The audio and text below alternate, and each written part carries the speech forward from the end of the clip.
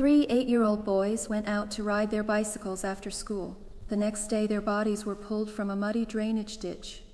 They were naked, bound wrist to ankle with their own shoelaces, and submerged beneath the water. The town needed an answer. And in 1993, in the middle of America's satanic panic, the image of a monster was already waiting. He wore black. He listened to Metallica. He read Stephen King. He had studied Wicca. And he was 18 years old. This is not a case in which there was literally no evidence. It is a case in which disputed witnesses, ambiguous physical evidence, and a deeply flawed confession were interpreted through an image of evil that the community was already prepared to believe. The evidence did not exist in a vacuum. Fear told the town what that evidence was supposed to mean. And 18 years later, the state of Arkansas allowed 3 men to leave prison without ever declaring them innocent. On May 5, 1993, 3 second graders disappeared in West Memphis, Arkansas. Steve Branch, Christopher Byers, Michael Moore. The following day, police searched a wooded area known locally as Robin Hood Hills. A child's shoe was discovered in a drainage canal. Then the bodies were found. All 3 boys had suffered extensive injuries. One had been severely mutilated. To investigators, the crime appeared strange, violent, and difficult to explain. Soon, a theory began to form. This had not been an ordinary murder. It had been a ritual. America had spent years hearing stories about hidden satanic groups, ritual abuse, heavy metal music, and teenagers supposedly being drawn into the occult. Many of those stories were unsupported. But by 1993, the fear was real enough to shape an investigation. Police collected physical evidence. They interviewed witnesses. They examined fibers, injuries, knives, and possible timelines. But as the investigation failed to produce a clear suspect, officers increasingly pursued a theory. Then they searched for someone who appeared to fit it. Damian Eccles was 18 years old when the murders occurred. He wore black clothing and had previously worn a long black coat. He listened to heavy metal music. He read books about religion, magic, and Wicca. He had also experienced serious mental health problems and had spent time in psychiatric treatment. None of those facts proved that he had murdered anyone. But in the atmosphere surrounding West Memphis, they gave the police a recognizable villain. Jason Baldwin was 16. He was one of Eccles' closest friends. The evidence against Baldwin was thinner, but once investigators connected him to Eccles, association began to acquire the weight of suspicion. The final piece was Jesse Miskelly Jr. Miskelly was 17 and had documented cognitive limitations, with a reported IQ of approximately 72.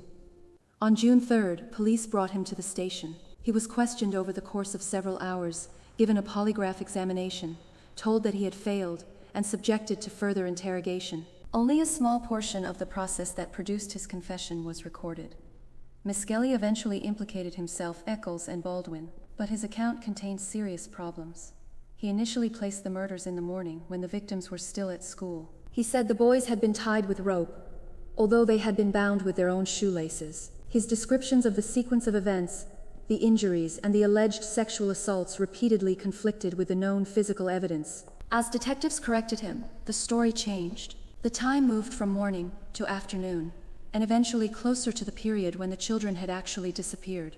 Prosecutors argued that Miskelly knew details that had not been released to the public. The Arkansas courts later accepted the confession as voluntary and found that parts of it were sufficiently corroborated. Critics reached a different conclusion. They argued that the accurate details emerged only after prolonged questioning, correction, and suggestion, while the many inaccurate details exposed the confession as unreliable. But the confession gave the investigation what it had been missing: names. Damian Eccles, Jason Baldwin, Jesse Miskelly. The 3 teenagers were arrested. Miskelly was tried separately. His confession became the central evidence against him. He was convicted of 1 count of first-degree murder and 2 counts of second-degree murder. He received a combined sentence of life imprisonment plus 40 years. Eccles and Baldwin were tried together. Because Miskelly did not testify, his confession could not simply be introduced against the other 2 defendants, who would have had no opportunity to cross-examine him. The confession was not formally admitted as evidence in their trial. During testimony, however, a detective made an inadvertent reference to Miskelly's statement.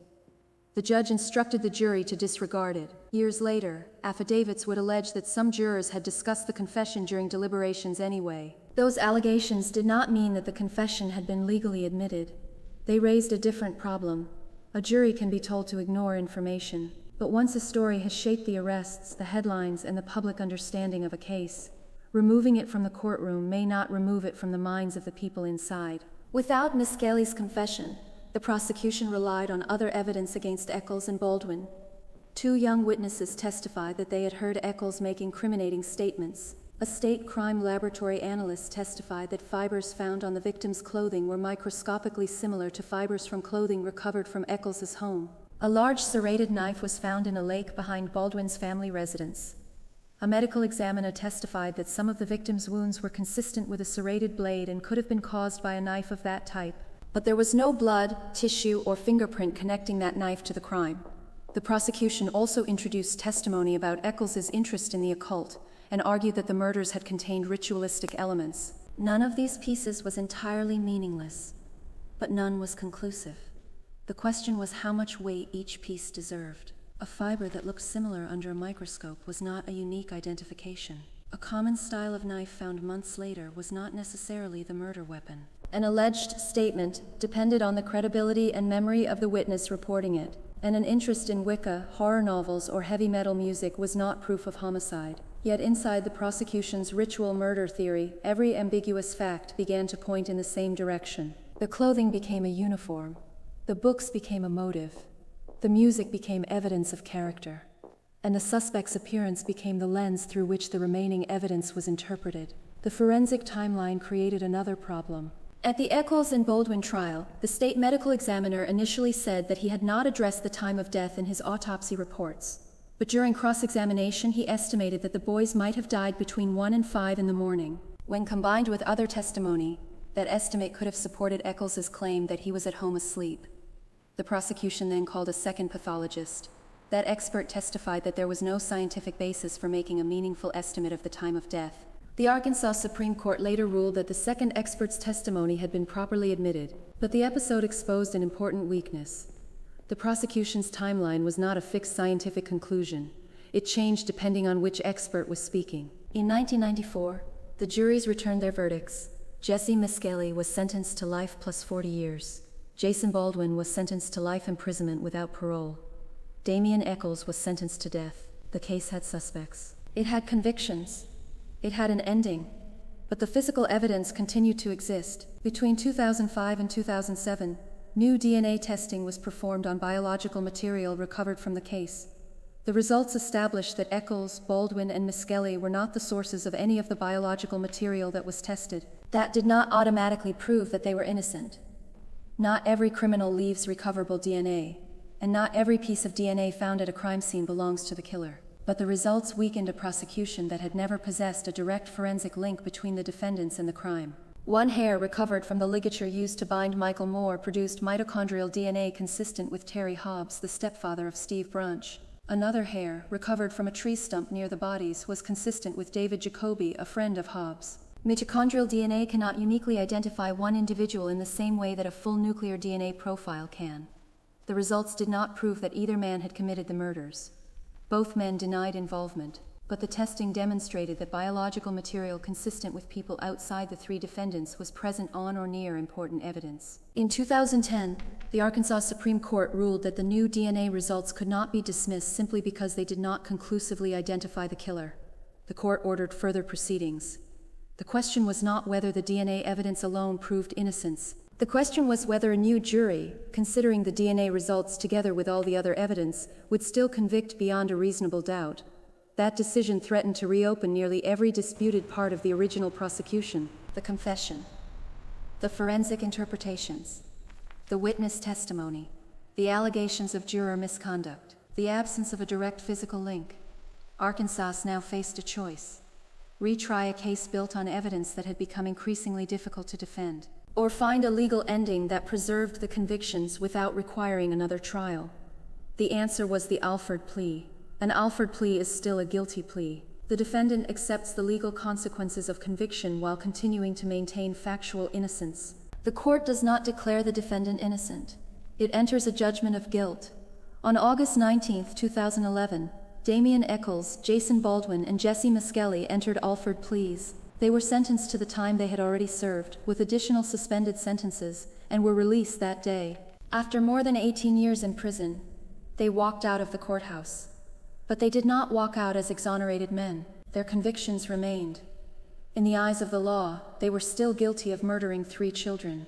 The state of Arkansas did not admit that the original investigation had been wrong. It did not admit that the trials had been unfair. It did not declare that the evidence was insufficient. The state preserved its convictions. The defendants regained their freedom. That was the bargain. But the Alford pleas did not end the search for physical evidence. Beginning in 2020, Eccles sought additional testing of the ligatures using a newer collection method known as MVAC. The technology is designed to recover cellular material from porous surfaces, including material that traditional swabbing may fail to reach. The state initially resisted further testing. In 2024, the Arkansas Supreme Court ruled that Eccles could continue seeking scientific testing under Arkansas law even though he was no longer in prison. The court explained that the statute applied to a person convicted of a crime. It did not require that person to remain in state custody. In August 2025, a circuit judge ordered advanced testing of ligatures, hairs, and other evidence from the case. The material was sent to Bodie Technology, a forensic laboratory in Virginia. As of this recording, the results have not been publicly released. More than 3 decades after the murders, the physical evidence is still being asked a question that the courtroom never conclusively answered. Whose biological material is actually there?